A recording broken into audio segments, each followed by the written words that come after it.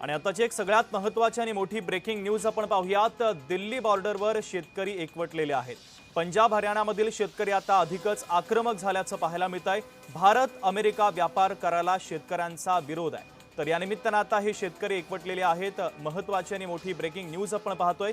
खऱ्या अर्थाने ही दोन दृश्य आम्ही दाखवतोय। एका बाजूला दिल्ली बॉर्डरवर शेतकरी एकवटलेले आहेत। शेतकऱ्यांचं देखील आंदोलन आता सुरू झालेलं आहे। दुसरीकडे जंतर मंतरवर सीजेपीचं आंदोलन सुरू आहे। तर सरकारच्या विरोधातला हा जो रोष आहे तो आता एका बाजूला शेतकरी देखील व्यक्त करतात, दुसऱ्या बाजूला विद्यार्थी सुद्धा तो रोष व्यक्त करताना दिसतात। तर जय महाराष्ट्रवर ही दोन्ही महत्त्वाची दृश्य आपण पाहतो। एका बाजूला शेतकरी आक्रमक झालेले आहेत, दुसऱ्या बाजूला हे विद्यार्थी सुद्धा आता आक्रमक झालेले आहेत आणि निश्चितच आता शेतकऱ्यांचा जो रोष आहे तो देखील आता वाढत चाललेला आहे।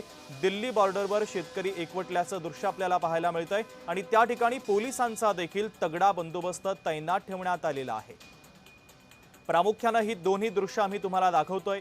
जंतर मंतरवर सीजेपीचं हे आंदोलन सुरू आहे। काल मोठा राडा झालेला होता। आंदोलकांवर लाठीचार्ज देखील पोलिसांनी केलेला होता।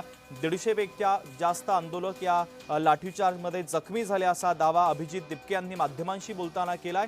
एका बाजूला विद्यार्थ्यांचा हा रोष आपल्याला पाहायला मिळतोय, तर दुसरीकडे शेतकऱ्यांचं हे दिल्ली बॉर्डरवर आता आंदोलन सुरू झालेलं आहे।